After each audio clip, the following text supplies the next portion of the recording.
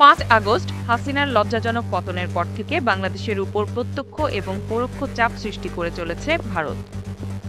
তারা বিভিন্নভাবে বাংলাদেশের বর্তমান পরিস্থিতিকে উত্তপ্ত করার প্রাণপণ অপচেষ্টা চালিয়ে যাচ্ছে।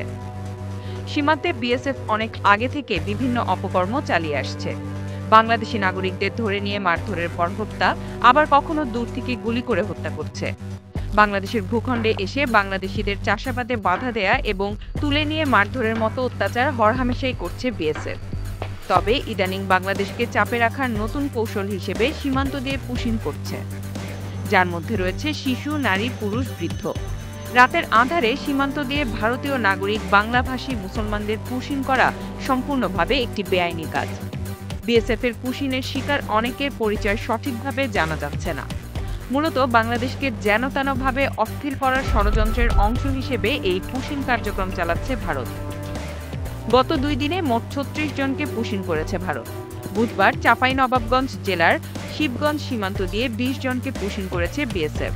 এদের মধ্যে ৩ জন পুরুষ, ৭ জন নারী ও ১০ জন শিশু রয়েছে। ভোর ৪টা ৪৫ দিকে মাসুদপুর বর্ডার অবজারভেশন পোস্টের দায়িত্বপূর্ণ এলাকা দিয়ে তাদেরকে পুশিং করা হয়। বিষয়টি নিশ্চিত করেছেন ৫৩ বিজিবি ব্যাটালিয়নের অধিনায়ক লেফটেন্যান্ট কর্নেল ফাহাদ মাহমুদ রিঙ্কু। এছাড়া ঝিনাইদহের মহেশপুর সীমান্ত দিয়ে ২ দিনে ১৬ জনকে পুশিং করা হয়েছে। বিজিবি সদস্যরা তাদের আটক করেছে। Z news, Dhaka.